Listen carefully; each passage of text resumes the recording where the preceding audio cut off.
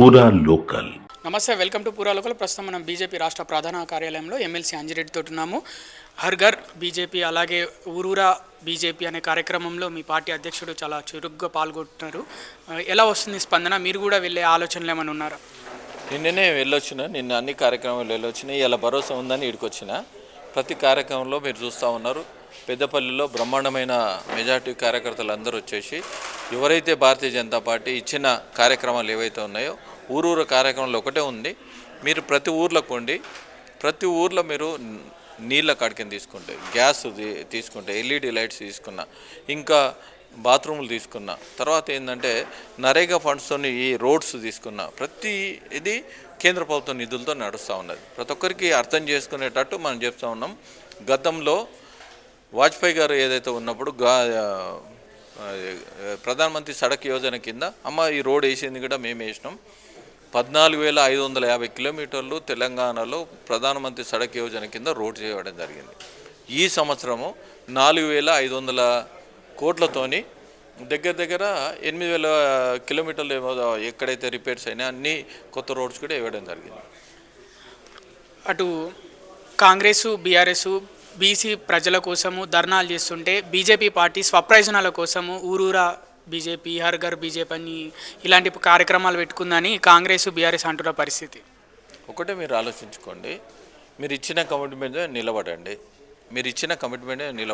ఏదైతే 42% బీసీలకు ఇస్తున్నారో ఆ బీసీలకు ఇస్తే మా అధ్యక్షుడు, రాష్ట్ర అధ్యక్షుడు రామచంద్రరావు గారు ఒకటే మాట అన్నారు. తీసుకుపోయి ఢిల్లీలో కూర్చునిపెట్టి కేంద్ర మంత్రి అమిత్ షా గారిని, ప్రధానమంత్రి నరేంద్ర మోడీ గారిని కల్పిస్తానని నేను పర్సనల్గా తీసుకెళ్తానని చెప్పాను. అదేవిధంగా మీరు ఒకటే ఆలోచించుకోవాలి. ఇప్పుడు మొన్న బండి సంజయ్ గారు కూడా చెప్పడం జరిగింది. మీరు ఇచ్చిన బీసీలు 42%లో గతంలో బీఆర్ఎస్ ప్రభుత్వంలో 34% ఇచ్చింది. 34% ఉన్నప్పుడు పెరగాలనా తగ్గాలనా? అదేవిధంగా సమగ్ర సర్వే చేసినప్పుడు ఏదైతే 51% ఉందో తగ్గాలనా పెరగాలనా? మీరు ఒక్కటే ఆలోచించుకొని, ఏదైతే 12% ముస్లింలు ఉన్నదో 10% అలా యాడ్ చేసి దీన్ని 34%, 32% కింద చేసుకొని 2% ఇక్కడ తగ్గించేసి మేము 42% ఇస్తే చిన్నపిల్లల ఏదో పిల్లి కళ్ళు మూసుకొని పాలు తాగినట్టు చిన్నపిల్లలు అందరూ బీసీలకు అన్యాయం చేయాలన్నా? నేను ఒకటే డిమాండ్ చేస్తూ ఉన్నాను. మరి మీరు ఒకటి సిస్టమ్ చేయరాదు. హిందువులకు, ముస్లింలకు, క్రిస్టియన్స్లకు, సిక్కులకు వాళ్ళు మతపరమైన రిజర్వేషన్ పెట్టిన ఈ రిజర్వేషన్ ఎందుకు? గతంలో ఏదైతే ఇప్పుడు క్రిస్టియన్స్లో బీసీసీ ఉంది, ముస్లింలో బీసీఈ ఉంది, ఈ విధంగా అందరికీ కేటాయించడం జరిగింది. మరి కేటాయించిన తర్వాత మతపరమైన రిజర్వేషన్ ఏ విధంగా పెడతారు? మీరు చెప్పండి, ఏ విధంగా పెడతారు? అంటే ఈ 42% బీసీ రిజర్వేషన్లలో ముస్లింలను చేర్చినందుకే బీజేపీ పార్టీ వ్యతిరేకిస్తుంది. ముస్లింలు అంటే బీజేపీ పార్టీకి ఎందుకు పడదు అని కాంగ్రెస్ వాళ్ళు అడుగుతున్న పరిస్థితి. నేనేమంటున్నా, మతపరమైన రిజర్వేషన్ను మరి సిక్కులు ఏం చేశారు, బుద్ధిస్టులు ఏం చేశారు, క్రిస్టియన్స్లు ఏం చేస్తారు? వాళ్ళకి ఎందుకు ఇస్తలేరు చెప్పండి. హిందువులు ఏం చేశారు? హిందువులకు ఎందుకు ఇస్తలేరు చెప్పు. ఇప్పుడు నువ్వు నీ సిస్టమ్ ప్రకారం చేశారు. ఎన్ని మతాలు ఉన్నాయి? అన్ని మతాలకు మతపరమైన రిజర్వేషన్ పెట్టు. కేవలం మరి హిందువుల దాంట్లో ఎందుకు చీలుస్తూ ఉన్నారు? ముస్లిం దాంట్లో ఈబీసీ ఇస్తలేమా? ఇస్తున్నాం కదా ఈబీసీ ఇస్తున్నప్పుడు ఎందుకు మరి ఇదెందుకు చేంజ్ చేశారు? మతం మొత్తం తీసుకుపోయి అలా కలిపితే హిందూ మతాన్ని కూడా అట్లనే కలిపేయండి.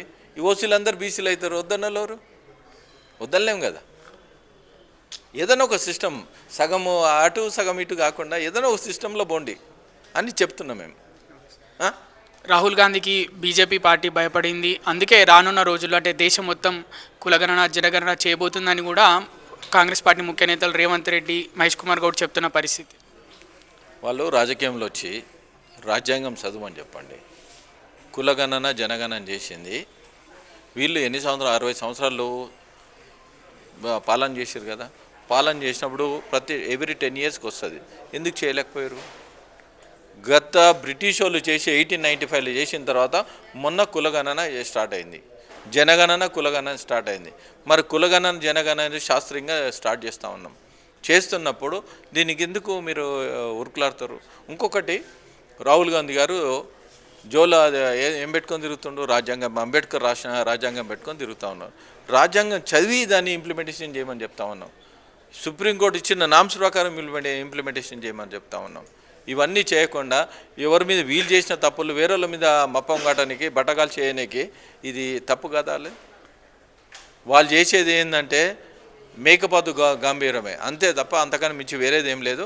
ఒక్కటే మీరు ఆలోచించుకోవాలి, రాజ్యాంగం పూర్తిగా చదివిన తర్వాత ఇప్పుడు నువ్వు 9th క్లాస్ చదువుతున్నా 10th క్లాస్ సర్టిఫికేట్ కావాలంటే ఎట్లా ఇస్తాం చెప్పు? వాళ్ళకి తెలుసు రాదని తెలుసు, కానీ 10th కావాలి 10th కావాలని చెప్తా ఉన్నారు. దీన్ని బట్టి ఆలోచించుకోవాలి, అంతకన్నా మించింది.